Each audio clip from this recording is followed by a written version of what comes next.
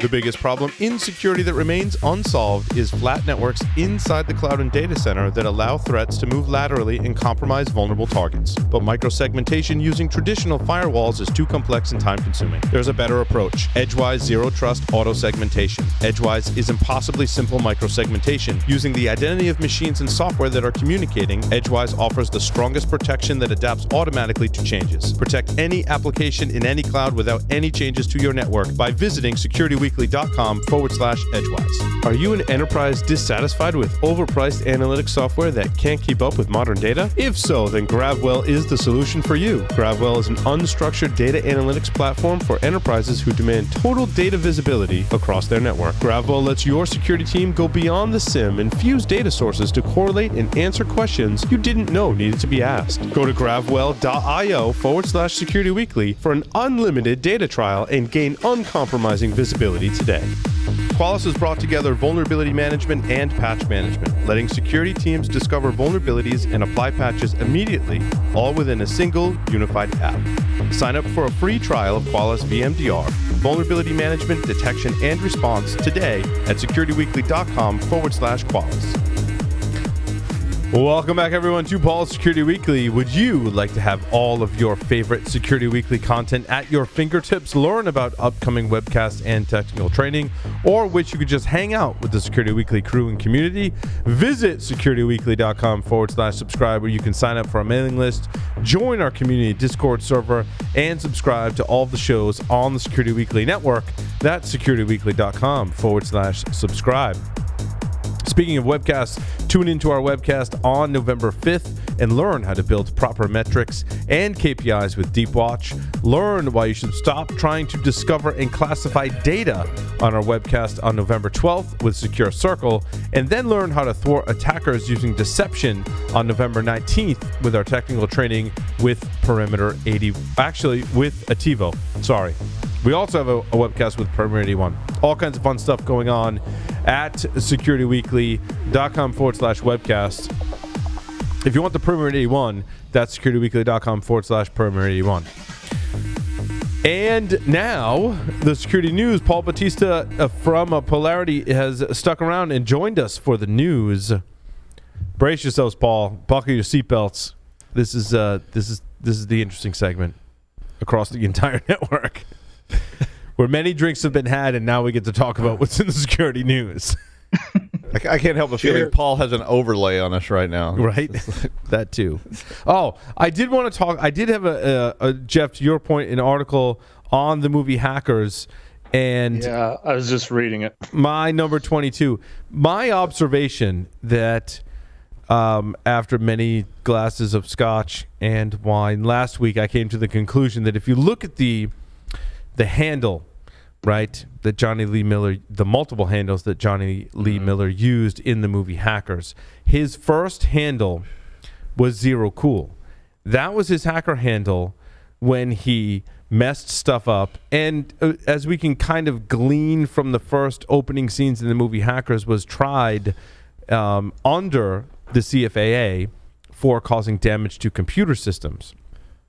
His handle, when he emerges from that and can actually use a computer again, is crash override. Because before, he crashed, and now he's trying to override that and be the good hacker.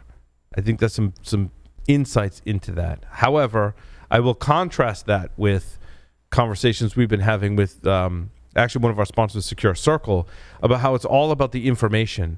And I go back to Ben Kingsley's quote on the rooftop of sneakers and how timeless that quote is as well. And if that's not some hacker movie nerdness, I don't know what is. That is certainly nerdness. Actually, it's a pretty good article and it's actually touching on some of the things that we talked about last week. Yeah. In terms of the especially sort of the teen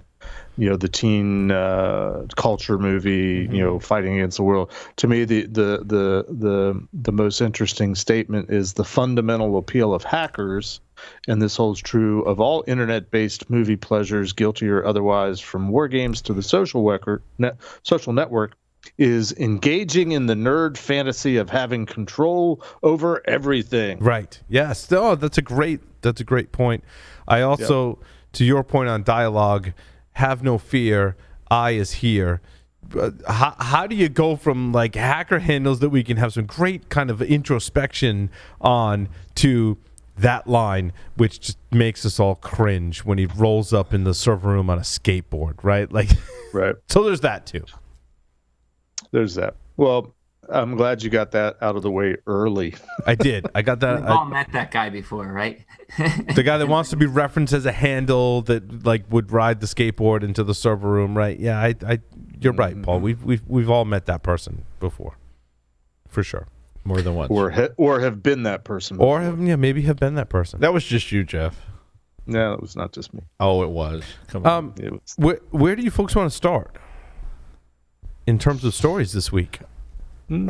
We should let our guest news person Paul pick one, if he even knows where to look for him. Right? Yeah, I know. We didn't prep. Did Paul. anybody tell him about the wiki? No, we didn't prep Paul for this. Didn't one. you see him pull all those CVEs out of our wiki? He knows about the wiki. He's got knows it all about pulled into Polarity, so he had it before we did. His overlay is flashing. Doug, gain 10 pounds. I would I'd say as a former video game developer, I'll push this over to Nvidia. I see there's a security update on the Windows Nvidia GeForce app. I like such a love-hate relationship with Nvidia, and I think if you're a Linux user, it definitely leans more towards the hate side. Because like Linux would work awesome if it wasn't for Nvidia. If you're a Linux user, And sound. and sound, yeah, like also and pulse audio. Good lord.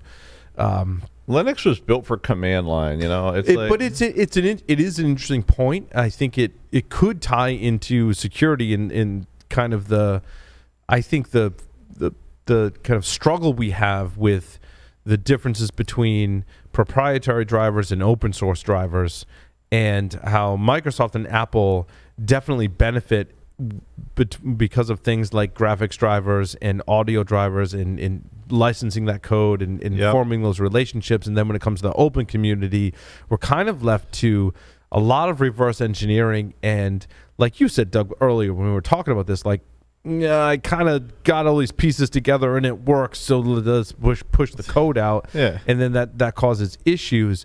Some of those issues could be security related, but however, that doesn't absolve the more commercial aspect of these drivers from having their security issues. And, you know, Paul, to your point, certainly NVIDIA's had its share of flaws. This certainly isn't the first one that we've covered, even on the GeForce line of cards from NVIDIA that have to update. And I mean, anyone that's looked at driver code or written driver code, no, like, I don't think we would fault developers like wholeheartedly when they make a mistake in this level of code. This is not easy code to write. No, it is not. Especially today. I think you go back 20 years, certainly you might be able to wrap your brain. It was certainly I think the more difficult code to write, but you could wrap your brain around it. When you look at the technology that's available today, both in the operating system and in the hardware, blending that all, because you're in between both of those things in a driver, obviously. And to get that right, I think, is and the super back-end hard. variants too. I think. I mean, to me, the hardware is stabilized a lot more than it was 20 years ago. Yeah. Because there's fewer vendors, there's fewer sort of chipsets in the hardware than there was. Mm-hmm. But it's just so complex, and there's so many pieces on the other side now, on the soft side of things, that trying to develop that kind of driver code is just so challenging. Because I mean, the first time I did that was it was a challenge from a friend of mine with Gentoo. Oh God. Yeah, Gentoo and audio drivers, and not standard audio drivers. It was Gentoo drivers for Turtle Beach. Oh, This is a boy. high. Oh my! I remember Turtle God. Beach. Oh, boy. and you know, they were, and of course, when the person asked me about it, I was like, "Yeah, sure, we'll thrash that together." Yeah, you know, 9 years later, you know, we're still sitting there going, "Yeah, this is never, ever going to work." You know, it's just not going to happen. If it works, it's never going to be stable. It was never stable. It did kind of work, so you could kind of get it to go like, you know, a little bit, and you're like, yeah, oh my God, I got sound to come out. It's the amazing. speaker actually vibrated, but that was about it. Yeah, then it was just kind of like, okay, forget this. We're gonna do something else. I mean, just this morning I had like horrible issues with my audio drivers on Linux, yeah, and that's what I mean, everybody that's to be says. expected. Yeah. I think that's the hard part with drivers, though, too, because it's such a big attack surface. It is a required piece of code, just like the operating system. And so from an attack standpoint, like if you can get that low-level ring 0 kernel-level driver to do things that it's not supposed to, or get, different certificates that are used to sign those drivers or manipulate them, they have to be used, especially display drivers. Those are required in order to get the computer functioning properly. Right. So I think that's a huge attack vector they're having to deal with, for one. And then for two, having such a low privilege inside of the kernel, that in and of itself is going to be a target. So the fact that we're seeing flaws and we're seeing exploits and security code, I don't think we're going to stop seeing that until the end of time. It has, in display world, it has to be fast. In speed, in performance, will supersede the security every single time. And it's ring 0. I mean, Tyler said ring 0. I mean, ring 0 means it's sitting in a place you really want something to sit if you want to go after it. I mean, it's like that's the dream. Is like this is already inside all the walls. So well, it's like why we go after DMA, right? Yeah, because it's built for performance, and it means it's throwing any other kind of check or whatever out the window in the vein of let's be more performant to give you direct access to the hardware. And I think video and audio drivers for developers is still so heavy in that engineering mindset of make it work. Oh my God, because nobody wants to be the person going in there and saying, I know the whole project's delayed, but we got to do some more work on these audio drivers. And they're going, we just got to get this game to market. Let's do it. We got to get our card to market. Do it. And I just think that it gets neglected because it doesn't seem important. It's frustrating, too, me being an audiophile, when I research what went into creating the hardware that will represent your audio in the cleanest and purest way possible and be performant. But the hardware can be designed impeccably, but you're relying on the operating system driver to get it to actually perform and interact with the software layer. It's super frustrating. Well, that's like you see people with a $10,000 machine they want to use for recording, and they got so much latency in it that they can't actually play along. And it's usually the software drivers that do that. It's not the audio hard. But they try to fix the hardware. They go out and say, this is the same thing with this Gentoo thing. A guy was like, I bought this card. This sound card costs so much money, and it's like, but it still wouldn't work with the operating system. And the sound card was probably phenomenal. It was. But it relies on the operating system drivers. That card was crazy. But also, I think what plays into it too, from a user perspective, to bring this into IT and vulnerability management as well, is we're hesitant to update drivers for particularly display, audio, and things of that nature because that has a tendency to cause problems. I mean, we're in this fight right now with one of our systems that renders video. And we're like, do we update the video driver? Do we not? Do we bring the operating system to the latest level? Do we bring the video driver to the latest level? And do we bring the Adobe software to the latest level? Or do we stick with the version that works? And what combination is going to give us the right way in which it will be both secure and performant? And is there even a situation where we can be both secure and have good performance? And the thing about music people, I'll tell you about music people, is that if you ever get it dialed in, you don't want to touch it. It's just I'm the same way. I'm the same way. I mean, like I had on my amps, I had like grease pencil and Sharpie marks to show where the dials were supposed to be set, and I don't want anybody to touch it because I finally, after all these hours, found out. If I set it right there, like 4.5, it's going to sound just right. And then you go, here's a patch. And I'm like, hell no, we don't want to patch. If we patch that, it's going to sound horrible for another 6 weeks. I've got my FLAC files with this software, with this driver, with this operating system, with this audio device, and it sounds beautiful. And now you want me to update firmware on my hardware, you want me to update my driver, you want to update my software, or you want me to convert to this new FLAC format. I'm like, wait, I've got something that works. That's pretty telling. And it sounds good. It sounds good. The answer is all of the above, Paul. Right? That's why I think with audio, I'm a huge fan of the analog. But yeah, analog is where it's at. Like, because the only thing I got to worry about is if my tube dies, and then I can hopefully swap it out. And you always buy 2 tubes. I was going to say they're cheap enough where you just buy multiple at once. So when one dies, you swap it in for another one. Never bought 1 tube ever. I usually buy 6 just in case, like one of them gets broken and one of them goes bad, and I still got another tube from. But it goes back to our conversation about hard drives. Tubes are the same way. These analog devices only last so long. and then you cry because your tube goes bad. And I've seen people just like freaking out because they're like, oh my God, I found this one tube and I tried 117 tubes and I got this one and it makes the amp. And I actually couldn't hear it, but I don't know though. But there's also, I think, a break-in period for a tube too. Well, no, there is. There is. You got to turn that amp on, let it sit for a while. I don't know how that relates to security, but it's a thing. Anyway, Yeah, what were we talking about? Were we talking about security? Tube hacking. Oh, there's all kinds of other people here that want to talk about security too. Those guys. Oh, over yeah. there, Sorry. My Tell you favorite what, driver when my uncle built vulnerability. his big- Hold on, Paul. Sorry. Yeah. Your favorite driver vulnerability? I'm on the edge of my seat now. Yeah. Oh yeah. Remember the Johnny Cash, David Maynard? My Wi-Fi favorite one. too. Took our community by storm. It was like, wow, that's low level, no access. You don't need to even have network access. Just need to be near the person. I love that one. It was beautiful. I completely, wholeheartedly agree, and I was very close to that issue. And I love David and Johnny, and I think they both did tremendous work in there. That I'm glad you brought that up because we haven't talked about that in a while, and I think they need to be commended to this day for that research, wholeheartedly. There was a KashmirBlack botnet behind attacks against CMSs like WordPress, Joomla, and Drupal. What's interesting is when I uncover attacks, and I've corroborated my story with other people that, for example, spend 100% of their day dealing with something like phishing attacks. And when you say attackers compromised a WordPress site and then use that for a phishing attack, their initial reaction is very old school. They're like, yeah, that's script kiddie stuff, basically, that are doing that. But here, the KashmirBlack, is that tied back to Russia, Iran, one of the nation states, maybe, or maybe not, or we don't know?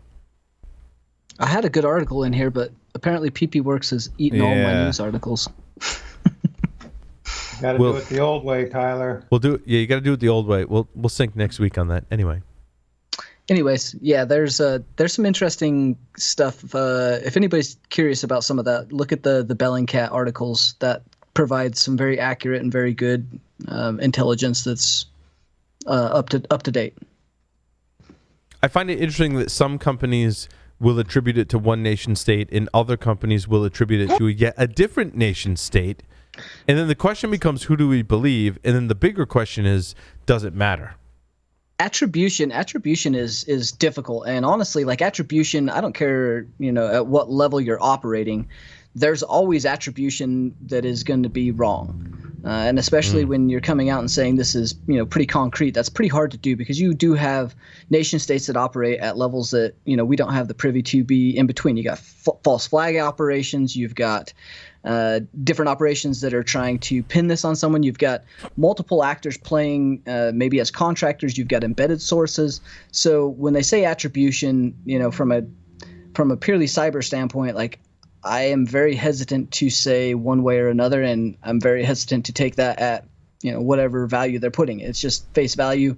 It provides some level of value for some places, but should never be acted upon as a sole source of data points. So you brought it up. I have to ask the question, like what value does it bring to anybody? Well, I would say from a motives, when you understand the motives, if you have, I really like the diamond model, right? Track different aspects of an adversary. And so if you understand a whole bunch of aspects of them and they change their methodology or they change their sources where they're coming from, you can, still follow them because you have the other pieces of the puzzle to kind of follow that adversary. To me, the value it brings is understanding the target and what they're after. If you're already kind of aware and watching their activity, you can be ready for reacting when you see them do what you predicted they would do. But that sounds more like something more akin to profiling than at least what I think of when I hear the term attribution. That's what it should be. Like Jeff, you're spot on. Honestly, like from an attribution standpoint, I honestly feel that people should not do attribution. You should utilize attribution to build a threat risk model and a threat profile for things that matter to your business. And then even if you're operating at a level that is higher than that and requires more profiling, again, having another data set is always important, and that provides you the ability to act upon greater information from more data sets. But attribution in and of itself, I would highly caution against. But I think profiling, you need to be creative about your profiling and predict what might come next. And it kind of Which ties means you have into to be able to see bigger picture, right? Yeah, and I think that ties in what Tyler and Paul are saying is that I translate this to physical security, because with Tyler's help, I purchased a home security system at my wife's actually request, and it was based on a particular threat. There are people that come to houses in our neighborhood and adjacent neighborhoods, and they ring the doorbell at 3 a.m. And you may profile that particular threat actor and or attack and say, well, maybe it's somewhat innocuous. I think the creativity comes in the what if and threat modeling scenarios of, well, if there's threat actors walking around at 3 a.m., like what else could they do? What else could we predict that they do? Paul, to your point, maybe we look at similar threat actors and look at what they did to help us predict what they might do, and then how would we build defenses against it? Some of my defenses are, I need better quality cameras. I need more cameras to be able to collect better intelligence about what's happening in my environment.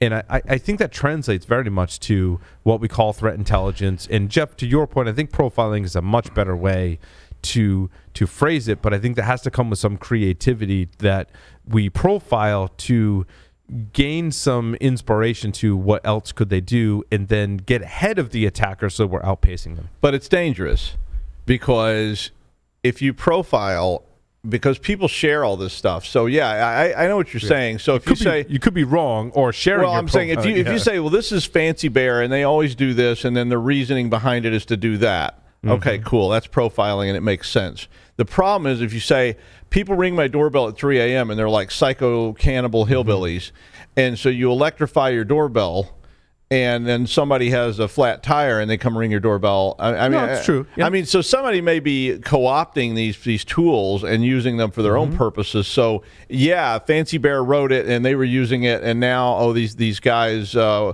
don't know, Hello Kitty or somebody is using it too. But, you know, Doug, that's really interesting, because that was part of my threat modeling or threat profiling was, what if it was someone legitimate? What if it was someone that was broke down that had to come ring someone's doorbell to get help as well? And I think the solution I chose was to help me make a better decision to evaluate that threat. If I had better quality cameras, maybe I could I could see farther to see that their car really was broken down and evaluate that. And I'm not saying don't profile threats. I completely agree. I'm just saying be careful how much weight you give to that profile and say, is it Alex DeLarge ringing my doorbell? I don't know if anybody gets. Did you get that reference, Jeff?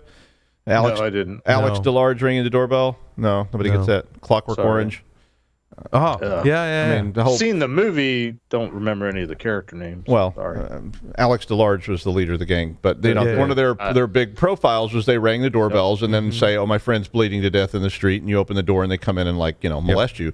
But I mean, that doesn't mean it's always Alex DeLarge. So you have to be careful at your company as you start profiling these threats and saying, "Well, I see this; it must be GRU coming after us. Oh my God!" But in reality, it's just somebody who went and got the same tool, and they're using the same tool in a different way. So it may be a completely different threat. It's just somebody using the same tool, especially with these frameworks that you're seeing now. So you say, "Oh, it's Emotet; it must be this." But Emotet's so versatile now that you can plug anything you want into it. Same thing with this botnet. So this KashmirBlack is a framework botnet. Yeah, and you covered this on the. You can tweak this thing. It's not just a botnet that does one simple thing. It's something I can plug different components in for different purposes, and I'm sure they're selling it, so you can go buy it and use the botnet for your own purposes. So it may behave in a totally different way than the one that somebody else saw. So I think we have to be careful about over profiling. Not that the profiling is a bad thing. It's just you have to be careful about how you use that information. Here, I'll give it an example where I've seen it work. Is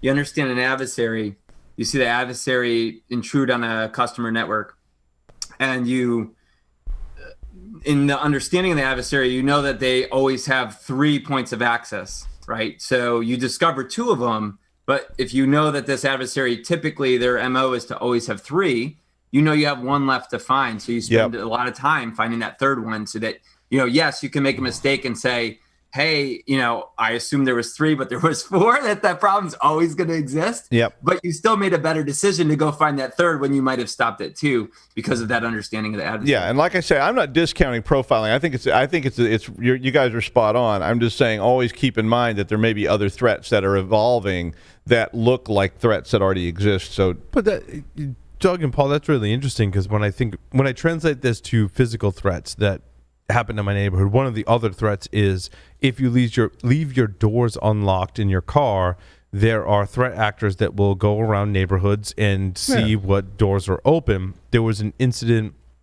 about a month ago in my town where people were doing that.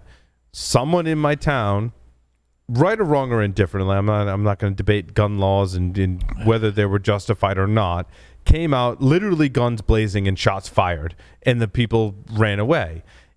But I think if we that aside, and however you feel about that aside, if we translate that to cybersecurity, that is, if we can glean not only the threat but the response and how effective that was, we can say, hey, these threat actors respond to this particular remediation and or defensive strategy in a particular way. If we deploy a similar thing, we can also be maybe some level of success taken into account if the attackers, advance and learn how to get around that threat, right? But that's all, I think, valid intelligence. That we and be careful not to aim too low either. I mean, you can also but say. What's interesting in this case, they did aim low. The story read, and I'm not sure exactly how it played out, that they were shooting at the person's legs, but well, good for them. But I mean, my point is that be careful. This is what I've seen. This isn't Second Amendment Weekly. Well, we don't debate that. And I'm talking about the cybersecurity piece. But I mean, when you start thinking about that, be careful you don't exclude yourself. This is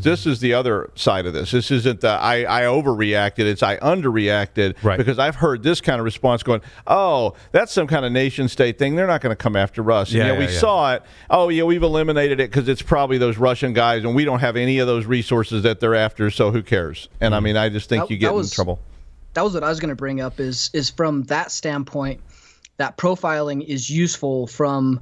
If we take nation states out of this, or even just actors and kind of their TTPs, if we're detecting on behavior and we're actually utilizing this how we should be, things like, hey, make sure your workstation to workstation SMB is not like happening.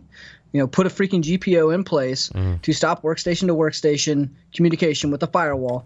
Now ransomware or some low-level attacker is now mitigated. So by understanding the behavior and the things that are still out there and need to be profiled, you can eliminate that kind of 80% of low-level or script kiddie hackers. That's where I think you get a lot more value out of doing stuff like profiling.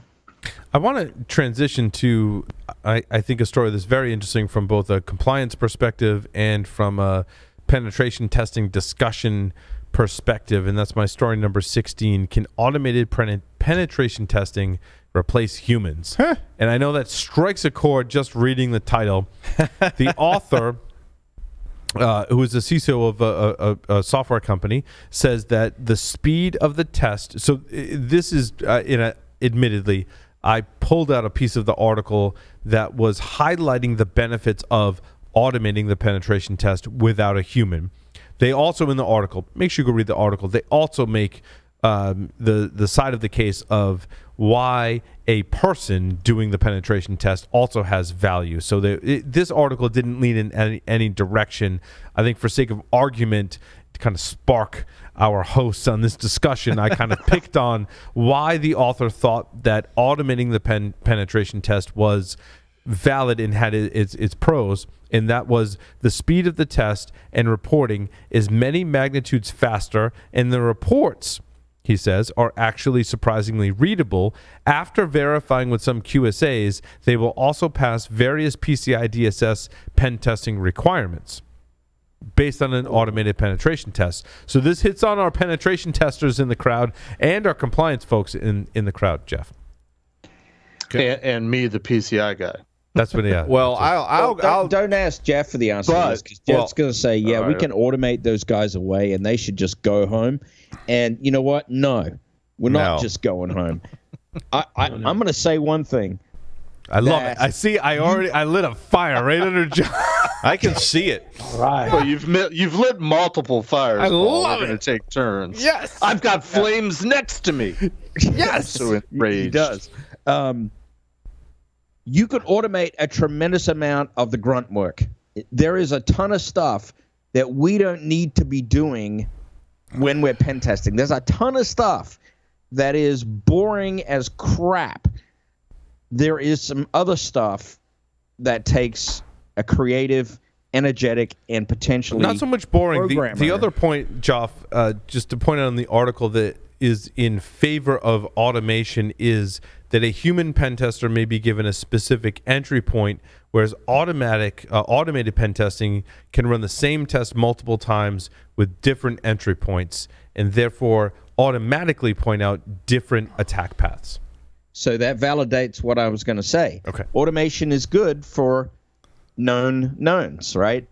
The reason that a human is useful is for the unknown things that we just haven't hit yet. It's and for that those creates paths that brain. you didn't know exist. Yep. Well, right. that and listen, I will tell you what people will do, because this is not even about the fact that Joff is clever. It's about that Oh, people. thanks, Doug. It's Or- about or- that or people handsome. are fucking lazy. And what they will do if it's all out, and automation is great. I completely agree with Joff. I mean, I think it hits all the low hanging fruit. It lets your experts focus on expertise. But the people in the company will teach to the test, is the term they use. They will focus on what those tests do, and they will fix those things. But then they will say, we're good, we got this, and they won't ever think outside the box, or they won't ever think around that corner. And that's what Joff and Tyler and people like that, and that's what I used to do. I mean, I was like about coming in and saying, I understand you locked the front door. I climbed in the damn window because it was open. Or a test I did one time, they locked all the stuff up, and I walked in the back door because it was propped open at 3 o'clock in the morning. And I knew that. I just walked in the door, and they're like, how'd you get in the building? And I'm like, the door was open. And I mean, you know, I don't know if automated test goes that far. Yeah, The but ones I've seen are I think weak. a better example is authentication existing or not. Automated tests can say your door was open, the port was open, whether it's on the internal network or external network, doesn't matter. The door was open, so you go, well, I'm going to put a password on it. Bring that to the physical sense, and I forget which conference this is. There were physical locks and safeguards in place, but a skilled attacker with a butter knife can go in and bypass open the those damn locks. lock. Yeah. And then the question is like, well, what else do you have to protect that attack? So And- your automated test, you can go, well, I can defeat that if I put up these locks. But a human attacker that knows how to use a And the butter other knife thing gets automation's through 'em. not good at is it's not good at chaining things together. That's what Tyler and I were talking about earlier, was about the exponential nature of low-end vulnerabilities being chained together by somebody who knows what they're doing, and that becoming a huge vulnerability, even though it's really just a collection of small vulnerabilities that lead to something worse. Jeff, And- hold and on. the fact that you're- I want to go to Jeff because this article calls out PCI DSS specifically and Oh, says yes. that they talked with QSAs the QSAs told them that they will also pass various PCI DSS pen testing requirements. Is there various PCI DSS requirements, Jeff, is my first question, or is there just one requirement that says you must have a pen test? Well, it's one major requirement, 11.3, for those following along in the home game, and but there's sub requirements that it's supposed to be internal, it's supposed to be external, it's supposed to be annual, and after any significant change to your network. Yep. You know, Gotcha. subject to interpretation. There, it also stipulates in terms of those requirements. 11.3.1 is you're supposed to have a penetration testing methodology. It's supposed to be inclusive of network level penetration testing as well as application level penetration testing. Not to be confused with web application testing, which is a Interesting. Okay. option to meet another PCI requirement elsewhere in the standard. It's in my summation of this article, that's a very vague statement talking to QSA saying it would pass. You know, PCI QSAs are notorious for, answering questions with that depends, because, much like the quiz we took earlier, there's so many nuances and factors that you have to take into account. What jumps out to me immediately is, for this or any technology that purports to meet a PCI requirement, you've got to get QSAs to buy into it, because you can sell it to the customers. They don't know any better, but at the end of the day, the QSA is going to come in and accept this alternative different thing that you're using to meet a requirement or not. I mean, I ran into this earlier in the year, and they reference this in the article. They do a comparison, or they sort of start the discussion by talking about crowdsourced pen testing. I had a customer earlier in the year that was using a crowdsourced pen testing service, and they were expecting it to meet the PCI requirements. One of the requirements for QSAs to validate if it's a valid pen test is the pen tests need to be run by qualified people, whether they're internal resources or third parties. What constitutes a qualified individual? And in the context of crowdsourcing, how do you know who's signing up and what are their qualifications? Great. If you're looking at a pen testing company, they probably are offering, you can read their profiles or bios, or you may not know specifically you're getting JOF, but you get sort of a typical profile, typical dossier. We have X number of people with X number of years of experience with Y number of certifications and things like that.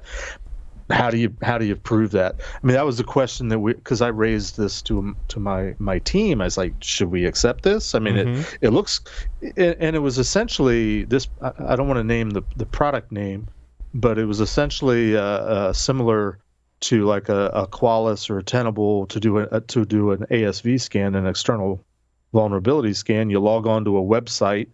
And it's sort of do-it-yourself crowdsourcing.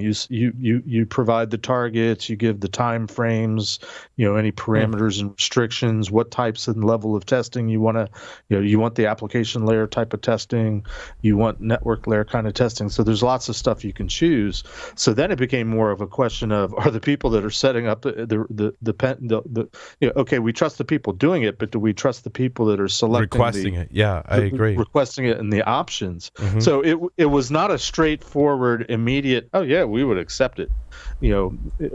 Initially, ultimately we said yes, in theory we would accept it, but you have to validate that it's qualified, it's and able to do the job. There's organizational independence. That was the other issue. If you're developing a web app, e-commerce app or something, and you want to have it tested, can you be the one that goes and set the parameters and, I'm not going to check that box because I know we might have a problem there. Yeah. No, you need to have somebody that's independent saying, no, you're going to get the full Monty. The author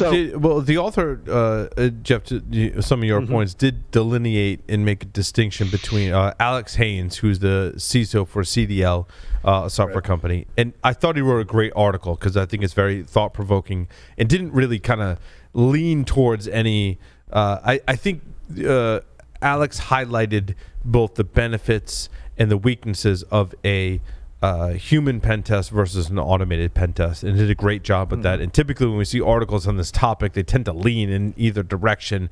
I thought did a great job of describing both and the pros and cons of each, and also kind of pointed out that when you test a web app, that automation of a penetration test of a web app is not very feasible. I think, and I agree with him, I think you can automate a vulnerability assessment of a web application to a pretty high degree of accuracy, but automating a penetration test of a web application, super, super hard, just because of the dynamic nature of web apps today. So along those lines, let me finish the other half of my PCI rant, and then we'll move on. I've been a QSA off and on for 15 years. I've been involved with PCI for 16 years. I have never seen a pen test submitted as the pen test that I would call a pen test, because and that comes from my time of formerly being a pen tester, where and in the early days, there was no guidance in the standard. It was like run a pen test and fix the problems. I mean, it was very little guidance. So almost anything, I could have accepted an Nmap scan result and called it a pen test because it was identifying the potential holes, and you could just correlate, okay, they've got telnet open, bad things could happen, that type of thing.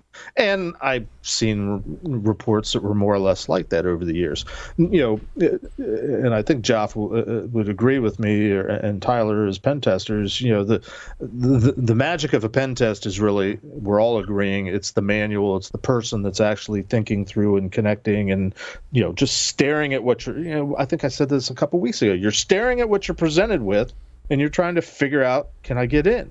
And no amount of automation is going to do that. But I agree, automation is necessary, especially from the cost saving perspective, because there's so many things to hit these days. So many touch points, so many nodes.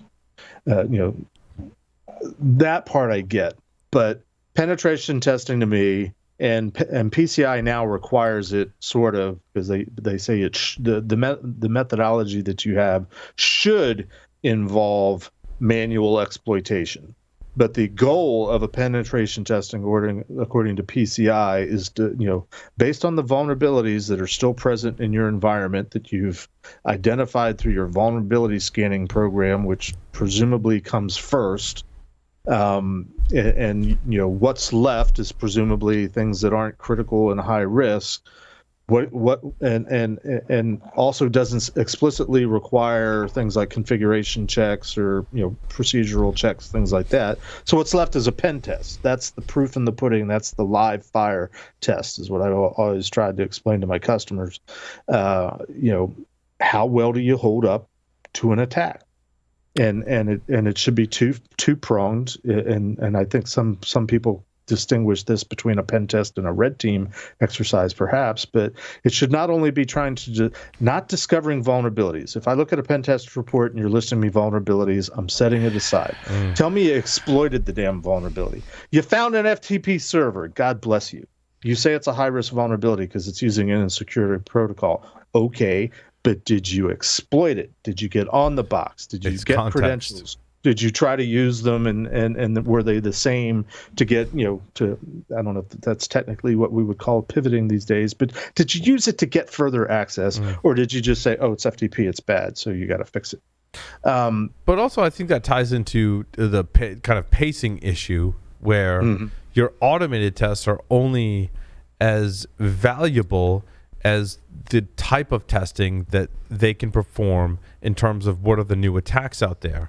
And that's really why I added my story number 2 about JavaScript Web Tokens, because I think an automated scanner is only as good as how updated that it is and what it can do with it. And when JavaScript Web Tokens, right, are really interesting. And I gleaned a lot from this article, and if you've never, pen tested or haven't done a lot with JavaScript Web Tokens, by all means, go read my story number 2, because they very clearly articulate how they're different from things like session cookies. And they say that the main difference to notice here is that with cookies, the information is stored on the server side. With JWT, the information is stored in the actual token. Therefore, the information is stored on the client side.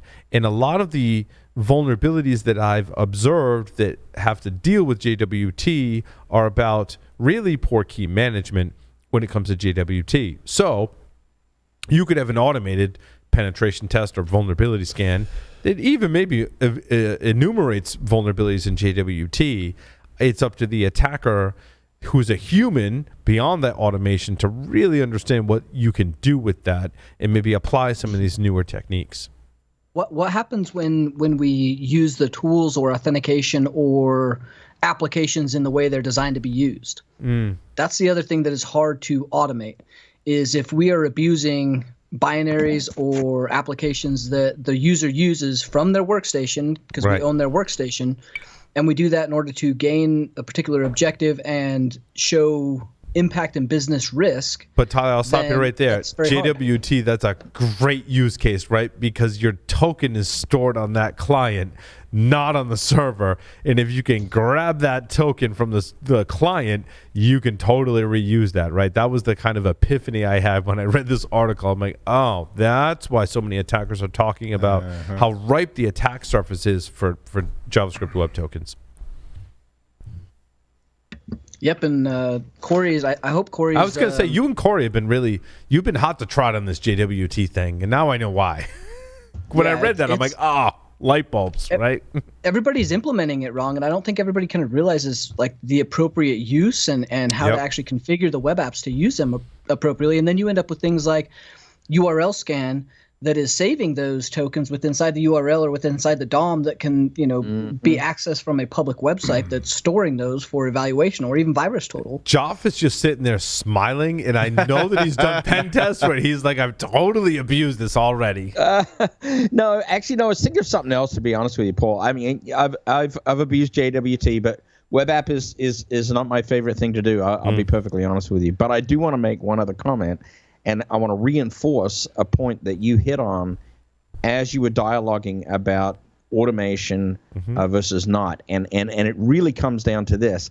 We have such massive change and continuous change in the technologies that are being deployed that any automated approach usually gets out of date in very, very short order. So the only way that any of these automation vendors can actually succeed is to write a highly modular product that attacks the platforms that we're deploying from multiple angles, because you've got to remember that in the web case you're talking about, it's not just about HTTP anymore. There's so much happening inside the DOM now that your automation product has to actually operate inside the browser in order to be able to actually do anything, right? How many people have even started to approach that yet? And so, we're talking about a moving attack surface, and while it's not being engineered like, old industrial systems, while it keeps moving that fast, we're going to continuously have a dearth and negative volume of people able to address the situation. We're going to continuously have this massive demand churn for people that can catch up and be at the forefront of those technologies, and then be able to automate them, and then they're out of date again, right? In terms of the scanners. So those it's a serious issue. But that's why I love some of the technologies and sponsors that we have, because they're the ones that they're right there. And I tell you what, if you go back through previous segments, right, we've talked about, even, Joff, to your point, within HTTP, the header information and what can be exchanged between client and server is an attack vector, and they've built in automations to protect those, and they're looking at the DOM and implementing an actual browser. Specifically, I'm calling out Acunetics and NetSparker. I think are really doing a great job in keeping up with that, right? But that's not every vendor. And I think if you rely on those automation technologies and their ability to keep up, you might fall short if you're not choosing those right vendors. But even at that, there's still a valid use case for having a human attacker to look at everything that's happening and evaluate it manually. And the actual attackers are starting to use a shifting threat surface, so they're using frameworks where they can plug in pieces and they can take out pieces depending on what they think is out there, and that may be driven by humans. And because they can do that, that automation is not going to defend you against somebody who's seriously wanting to get into your systems. Completely agree. But I think that's also where bug bounties play in, as well as human, because that is a human attacker, right? I think you need both. I think what we're coming down to is you need both, right? Yeah. You need the automation to clean that stuff up, but you also need the human to come in and go, this is the stuff that the automation couldn't catch, and stuff you need to think about. Really is what it comes down to. And don't forget about the misconfiguration attack surface, which is continuing, by the way. As we push headlong into the cloud, the misconfiguration attack surface is actually growing. And there is room, in my opinion, for automation to actually help that a lot, because misconfiguration based on best practices is something that you can template pretty easily into a modular product. And so people need to get on it and start doing that, because, frankly, that is an enormous, Tyler and I can talk about this all day long. the number of times I actually even use a software exploit to exploit a vulnerability in a pen test is still like this much. I mean, I rarely have to do it. I am mostly leaning on misconfigurations. That is the massive part of the attack surface across all of these technologies that we deploy. That's funny, Jeff, because for so many years at that place I used to work, we were successful in exploiting, our adversarial communications because what we like to used to call, user error or problems with the implementation. The fastest, which is exactly what you're saying. And frankly, that is the space where automation can have a much greater impact than in the pure software vulnerability space, because pure software vulnerability space is always going to be a moving target. Misconfiguration, it's going to lag behind a little bit. You can write templates. You can write standards for those. It's a lot there, but it can be done.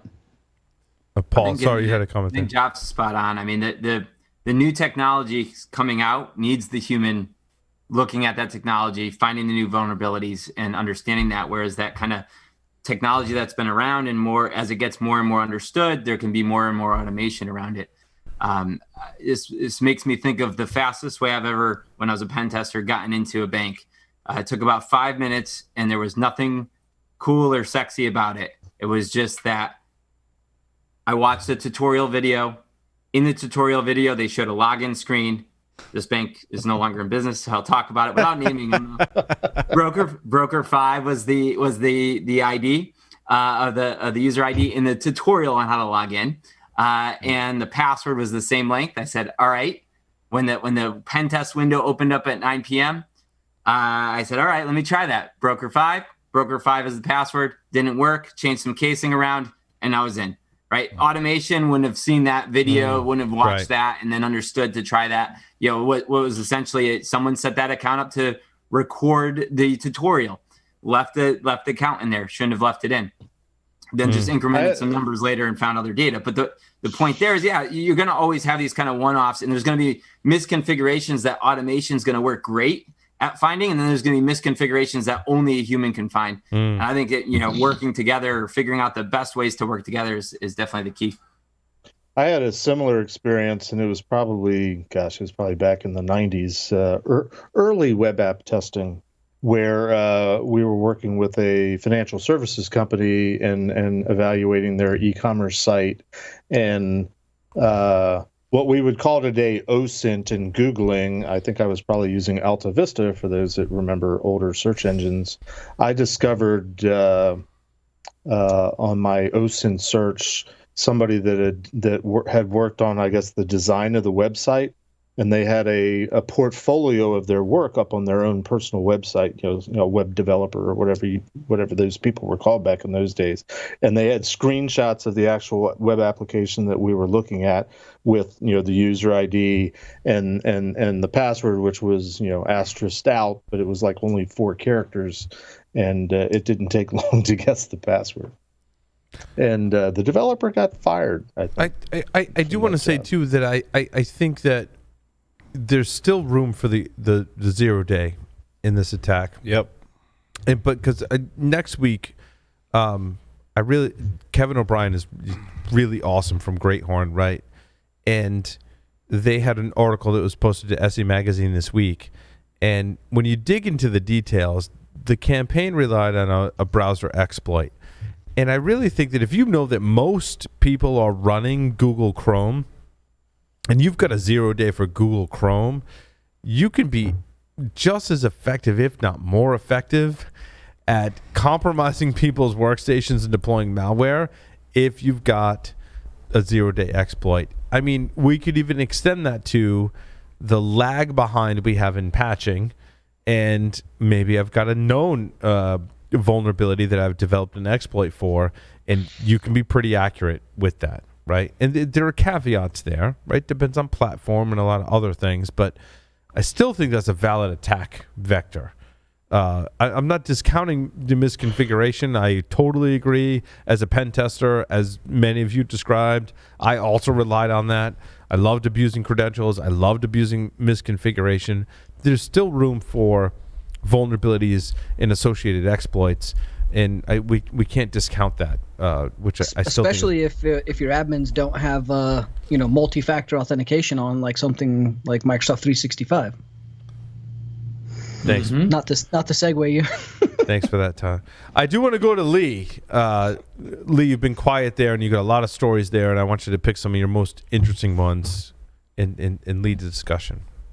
Okay, so I was actually, and before we get too far, if you reload, Tyler's got content now in the bottom of the wiki. Yay.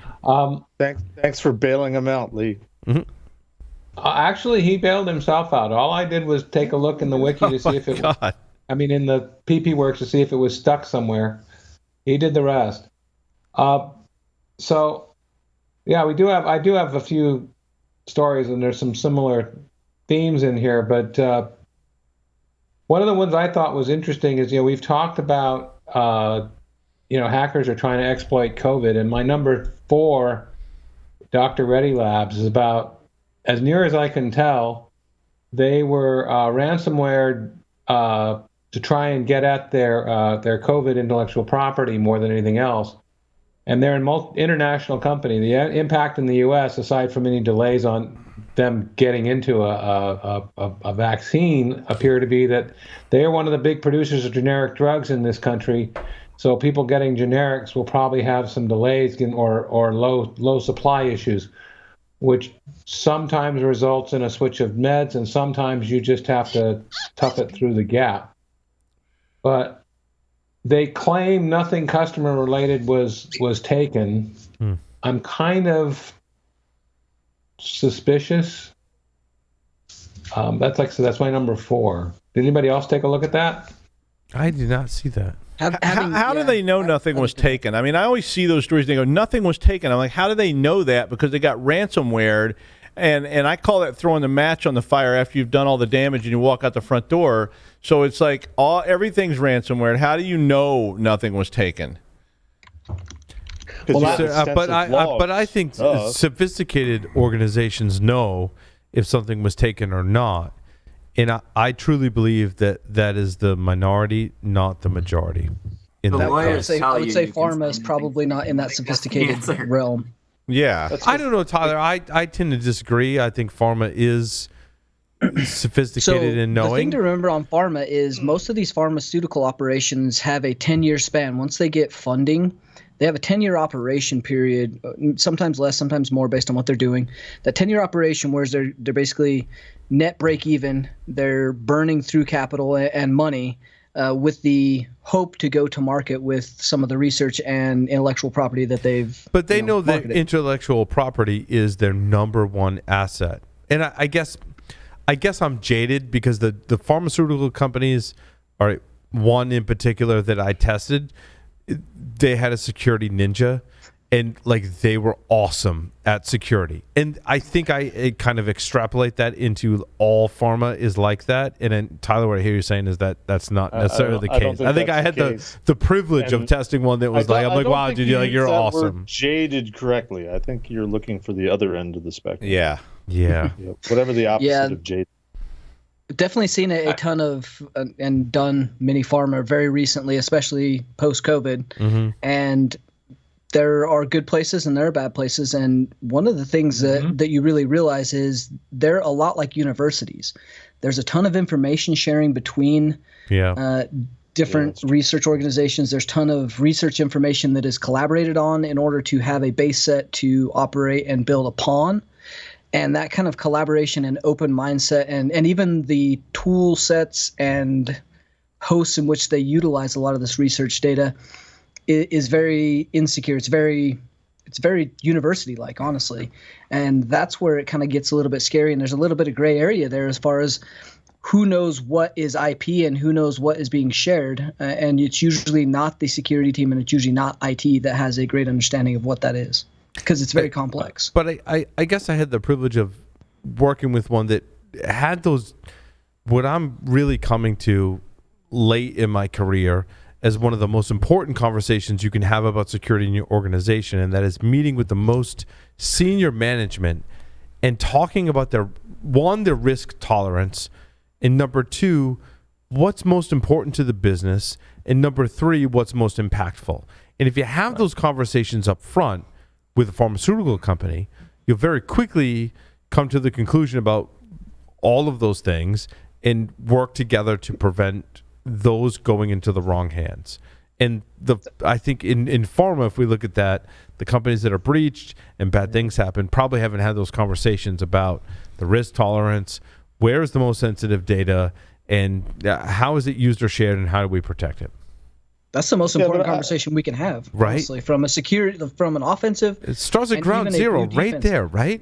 Yeah, like that's where you should start. If you're not doing that, I agree with both of you, and it really ties back to our first segment tonight in terms of prioritization. Yep.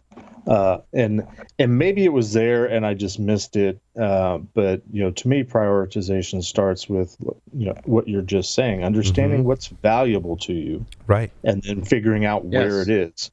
I mean, it's been a few years. But I did work with a couple pharma and medical research companies back in the day when I was doing pen testing.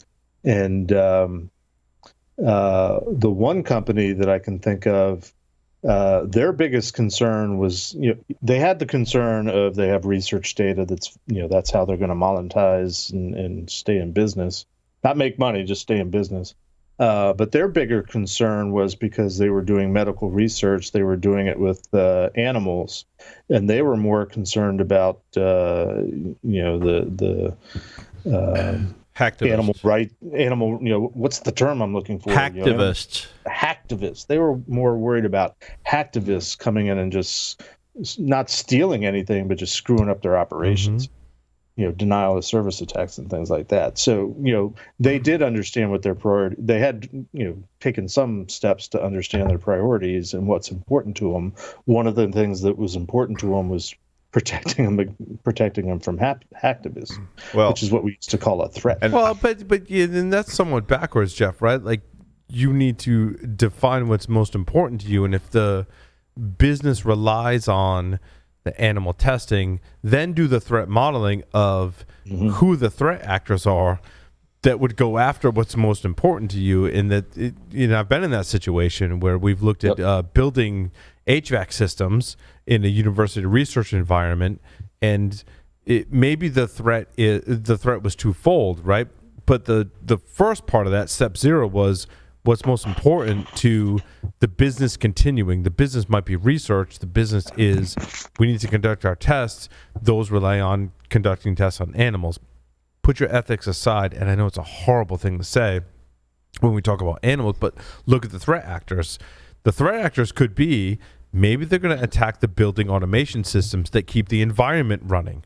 I've been in these conversations where to keep the animals alive, if someone were to hack into the HVAC systems that are completely automated, they could control temperature and environmental settings that could cause harm to the animals, right? It's kind of a twofold kind of thing, right? Like, I love animals. I have pets at home. Like, that's a terrible thing.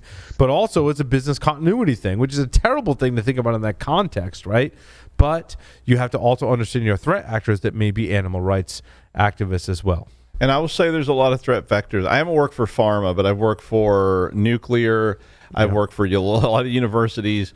University research kind of plays into that. And I'll tell you what happens is, at least with us, and we the national security side was easier because we got Secret Service people with machine guns to come and deal with you if you're difficult. Right. But at the university and probably at pharma as well, when you get a person comes in and they say, I got a $35 million grant, I'm going to run Windows NT 4.0 because that's what I want to run. They let them run it.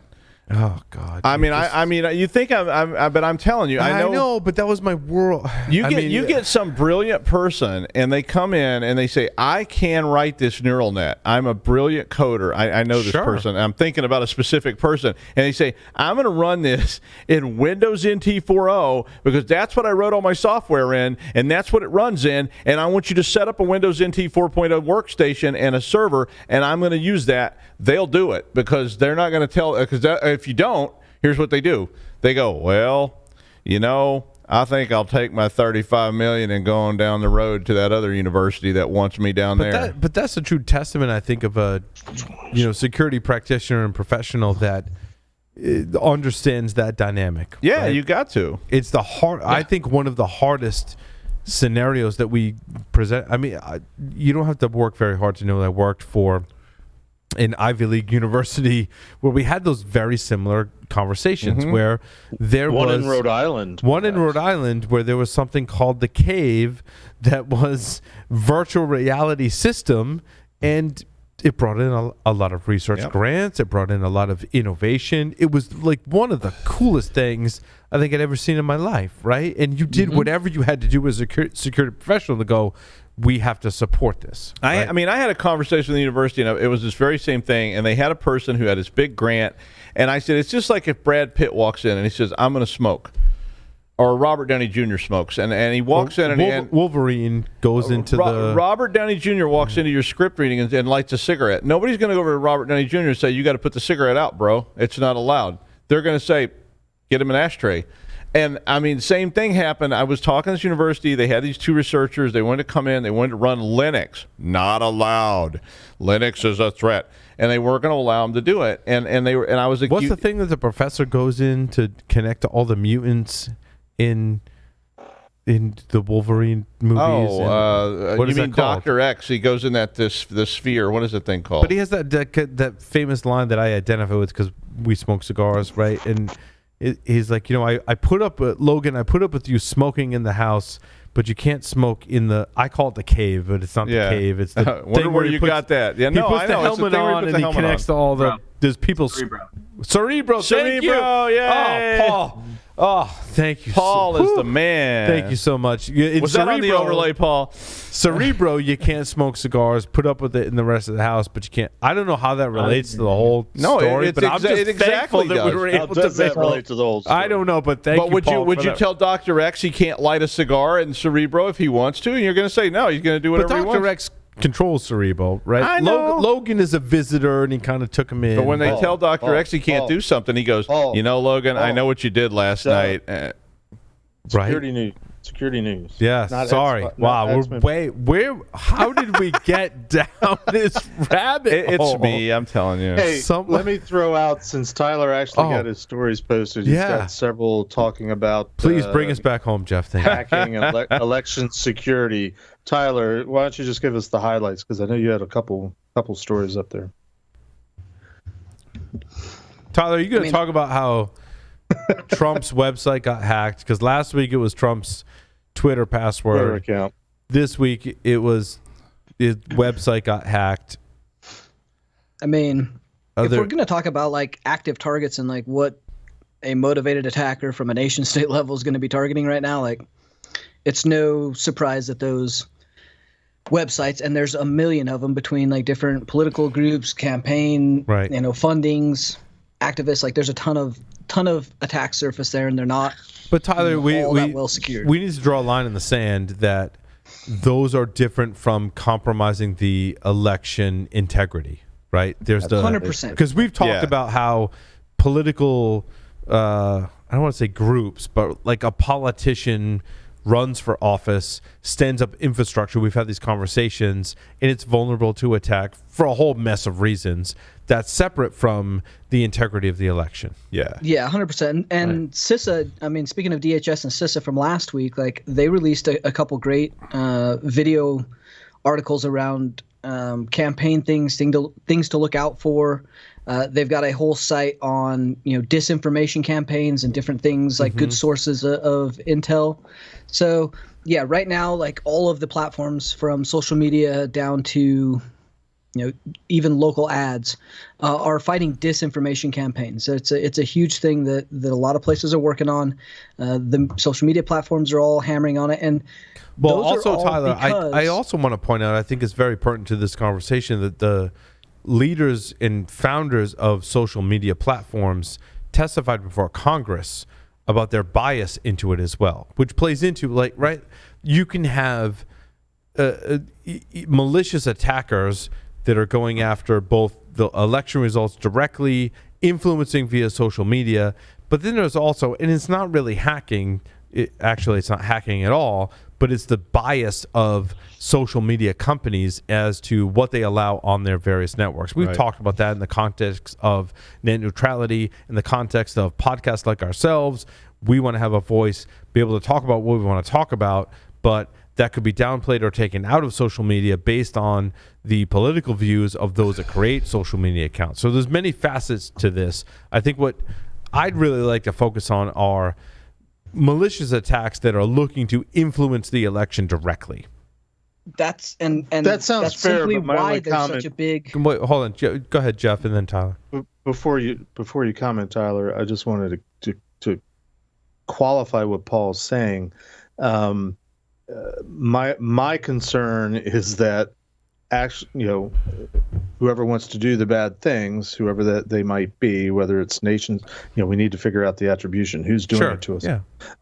I'm kidding, Paul. Attribution's part, but does it matter? I think is a valid question. It does, whether it matters or not, my concern is that we want to focus on the actual attacks of the election apparatus, let's say, but that may not, low-hanging fruit. Hackers are lazy. That may not be necessary if all the disinformation and what we used to call propaganda and all this, all this other stuff that we don't want to talk about is the path to success for them. Do we do a disservice by not talking about that? But it's a great delineation between directly affecting the election versus influencing the election by hacking social media and or abusing. I guess it's still hacking social media to influence voting.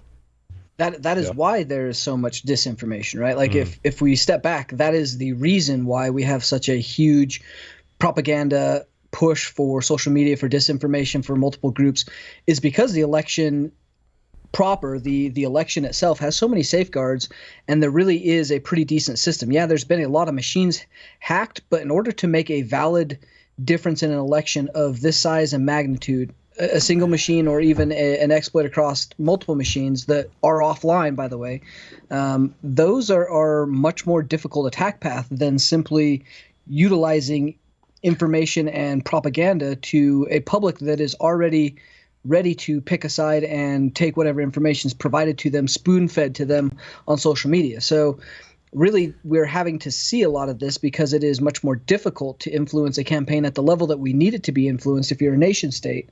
And thus you have to take the path of least resistance, which is disinformation. Now, Paul, this is a interesting application of your technology, because it's a lot of, I want to just throw this out there. It's a lot of work to validate whether a story is true or not. Can we use your augmented reality application to help us validate the news articles that we're seeing in there? I think this definitely ties into hacking, right? We do have customers who are looking at accounts and fake posts and fake social media and influence from that perspective. I mean, I think this conversation is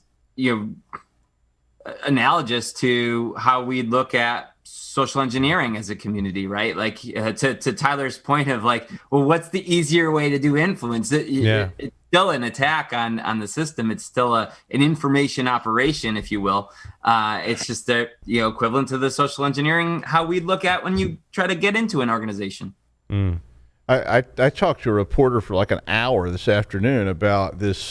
He was trying to validate the story about, and this is different from influencing election, but in Wisconsin, I guess they reported that they got phished for like $1 million out of their election account. It was RNC in Wisconsin.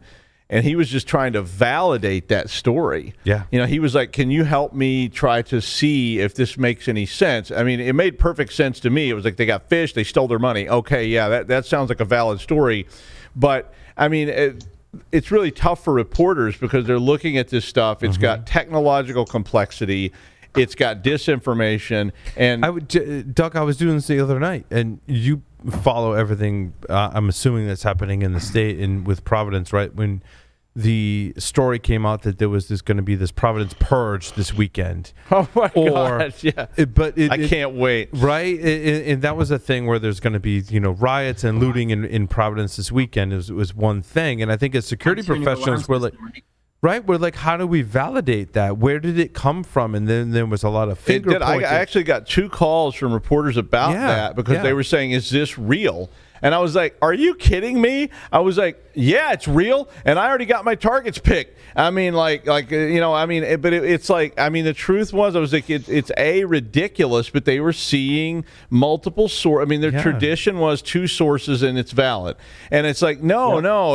But I think there's 2 aspects of that. When I started looking into it, I was like, okay, what's the validity of the threat? Which is what we go through with security professionals. Right. And what's the source of the threat? Because there was some that were pointing it to a local Providence reporter, John DePietro, and saying, well, he's motivated because he'll get more views to his website if he was a source of the threat, or is the source of the threat the Antifa group, or is it the Black Lives Matter? Now, politics aside, I think it's really interesting to look at how we validate the threat as one point, and how we point to the source of the threat, which could also speak to the validation of that threat. And I was walking those guys through like basic, security techniques just to talk about. I was running images through TinEye. Yeah, I was like, how do you validate these threats? Right. And you look at the source, and I'm like, okay, and the guy was like, well, how do you do that? And I, I'm going to tell him about polarity, but. But Paul, your platform ties into that, right? Because I already mentioned TinEye, and like bringing all that context together to be able to validate is the source of information, truth or not, is very analogous to how we validate a security threat in cybersecurity. And the world today leads to this like circular logic pattern where I post something because I'm crazy. So I just jump on Facebook and I post something, and that's then somebody look at all of your posts. Like Doug's crazy and he's posting things. Yes, right.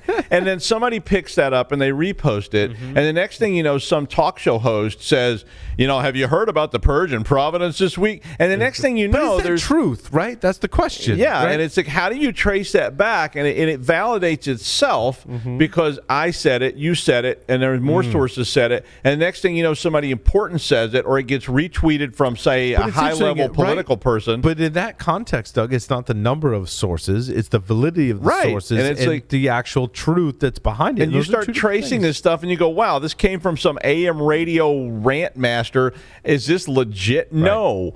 But, I mean, it's like, and then you have to use Occam's razor and go, does this even make any sense? Right. Literally. But I think we've also seen that with COVID, too. Yeah. We've seen that with COVID. The part that's missing is the logic behind what we're having to look at, because even some of the sources that we're having to go after, like take last election and look at some of the Macedonian posts where they had really valid websites, they had really valid content, there was things that were put out there continuously, they had valid sources, both anonymous and sourced, and they built this entire propaganda around just steering people to eventually make their own decision around something that maybe they were thinking or leaning towards anyway, which is how good false flag operations happen. That's how good intelligence agencies do campaigns, is they ultimately lead back to what the people want to think anyway. Yep, it's how we get to like crazy 5G causes COVID, or exactly, and that's how you get QAnon and all that stuff too. Right? Yeah.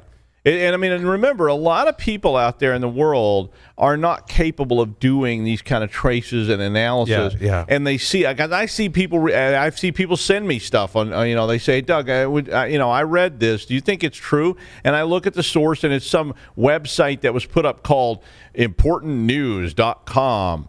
And and I'm like, yeah. So this is, it's just like a website. And they're like, but doesn't that mean it's true? And I'm like, no. Go check out my site on shavedpotato.com, and you'll see the truth. And I think it's a vulnerability in us all, right? This comes back to our biases, our cognitive biases, and people taking advantage of them. There's the trust, whether it's coming from a source that's more authoritative, or the fact that it's in writing, or confirming bias because I heard it 5 times. These are our vulnerabilities as humans. Yeah. And I would say everybody is affected by them. It's just some of us recognize a little bit better when we're being influenced, but we're still all vulnerable. I think a lot of what's happening today is preying on people's views, and I want to transition. It's kind of a funny transition, but I think one view many of us can agree on is that coffee is really important, right? Like a lot of us can agree on that. Maybe not all of us, but pretty like from my cold dead fingers. Like coffee is important, and I think, theorized about the IoT and previous to that embedded system attacks where like someone's going to hack into our toaster. And with the toaster, we were like, toast is like, I could take it or leave it. If I don't have toast, I could live without toast. As long as I have coffee, I can probably live without toast. But as soon as attackers start attacking our coffee, we get really kind of antsy and very upset. And the article that I saw was that cybercriminals could be coming after your coffee. This headline caught my attention. Coffee is very important to me. Not only I consume a lot of coffee, I'm like a huge coffee. Well, I think the right term for it is coffee nerd. Coffee nerd. Yeah, coffee nerd. Pretentious. Sorry, that's the word I was looking for. Junkie is pretentious. I am very pretentious. I will admit that I am pretentious about things. You're pretentious AF. Yes, about things like coffee, cigars, and whiskey. And probably more things that I could list. In any case, when it comes to coffee, whether it comes to whether you should get an IoT device or not, the general rule is first ask yourself, do I need my light bulb / coffee pot / washing machine / doorbell / other household item to be smart? I think I think the real question, though, Jeff, to your point is, when will I no longer have the choice? Yep. When will all of the devices that I incorporate into my house, into my life, be automatically connected? Default on versus off. I will concede, Paul, that it's probably ultimately a losing battle. But I bought a new refrigerator. Yep. It had to be probably in the last year, but it was before COVID. So maybe in the last year and a half. I know it's smart. I know it's got all this stuff built into it. I never configured it to talk to my Wi-Fi. That was my Pyrrhic victory. Sure. Look up Pyrrhic victory if you don't know what that means. Yeah, but but I think techies will, maintain the choice. Most people might not. Most people won't. Yeah, I get right? that. I would also argue that a lot of techies may not have the choice based on the need or functionality for significant others or functionality, right? Go to Jeff's example of the refrigerator. I have a Samsung smart refrigerator.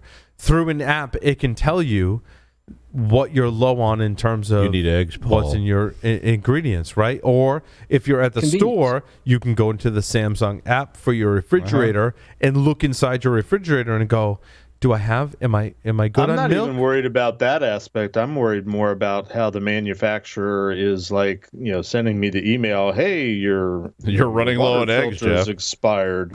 No, not even that. Not the contents, but just the fact that they're connected to it from a diagnostic. Would you like an extended warranty? No. You know what I've got in my basement? I've got my father's 64-cup percolator urn. You put a whole can of Maxwell House in it, pour in a bunch of swamp water, and fire that baby up, and in 30 minutes you got some of the nastiest coffee you've ever drunk in your life. I'm not going to disagree, Doug. There is a lot of ways to make coffee that don't involve an IoT coffee device. However, I'm kind of digging the French press because I visited my daughter this past weekend, and boil some water on the stove. It's awesome. I agree. It's a really good cup of coffee. Yeah, it is. Absolutely. And there ain't nothing smart about that. No, that's old school. Moving forward, when you go buy a coffee making device, will you have a choice whether it's connected to the internet or the network or not? You haven't had your coffee today, Dave. Well, hold on, Paul. In all seriousness, hold on, Paul. I was going to say, I think there's going to be a time where we don't have a choice. Yeah. I realized this probably about 6 years ago, because I used to, let's say 15 years ago, I used to make jokes about, a toaster and a toothbrush having an IP address. And then 6 years ago, my toothbrush that I bought, not for its great features, just the normal toothbrush that's electronic, had Bluetooth and wanted to connect to my phone. And I said, and told you hey, have you brushed your teeth today, Paul? That molar's not getting any wider, Paul. Right. Some of us old timers might take exception to normal toothbrush and it's electronic. Just saying. Jeff's got a twig and some tooth powder. I'll make a pitch for it. If you don't have an electronic toothbrush by now, you should go get one immediately. I have one. It's a world of difference. Dr. Milner's opium-enabled tooth powder. I love it. Your teeth will love you for it. There's some shit that I'm just not going to plug in. I don't give a crap.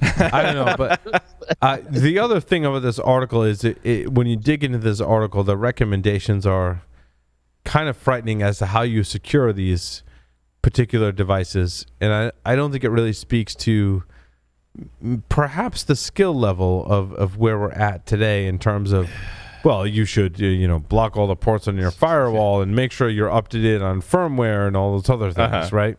Like that's I think, and I think we've covered this before. I think in this respect, I would still think it's a bigger, the title of the article is "Cybercriminals Coming After Your Coffee." Why would a cybercriminal care about my freaking coffee maker? I agree, Jeff. Unless, of course, the fact that everybody's working at home from now sort of changes this statement, but I'd be more concerned about the coffee maker, which is more likely to be high tech and whiz bang, and it's in the break room in the corporate headquarters, and it's internet connected. That I'd be more concerned about. Yeah. But given that we're all working remotely these days, it is becoming more of a realistic scenario. But then whose responsibility is it ultimately?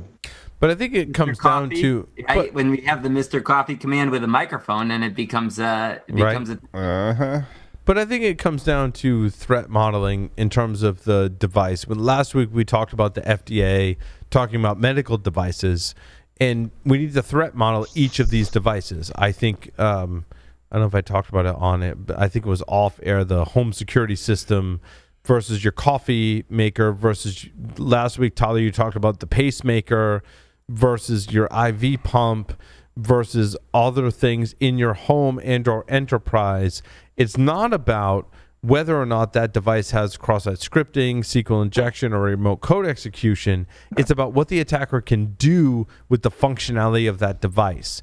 With my coffee maker, much less concerned what an attacker can do versus maybe a pacemaker or an IV pump or an insulin pump that is connected to my body, right? And I think that's the threat modeling we need to embrace when it comes to IoT. In that respect, I don't think we need to drop everything to patch our coffee makers. Because if my coffee maker gets hacked, I can unplug it. And to Jeff's point, I can go to a French press, enjoy great coffee, and you can boil that shit in a pan. Reset my coffee maker to its default, update the firmware, and move on with life. Tie two Why do stories that when there's together. Alexa available? What if on the day of election day we DDoS everybody's coffee maker? There you go. Outcome of the election. I'm gonna be a lot angrier voter that day. Well, Paul, taking this back to your earlier scenario about your doorbell and the threat of somebody ringing your doorbell at 3 a.m. Not taking away all the extrapolation you were making, but my initial thought was, is somebody ringing your doorbell an actual threat, or is it just an annoyance nuisance? And then I was thinking, your doorbell's probably a smart doorbell anyway, knowing you. Why don't you just make it so it doesn't audibly ring from like 10 p.m. to 6 a.m.? That's not a thing.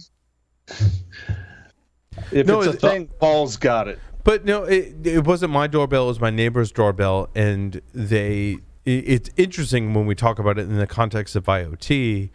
They're like, I hadn't subscribed to it. And this is, Tyler and I, we were talking about this, right? There's the consumer IoT devices that require that you subscribe to a subscription to record and store all of your footage from that device that requires a monthly fee versus some of the maybe more advanced devices where you're in more of control of what is stored on that device.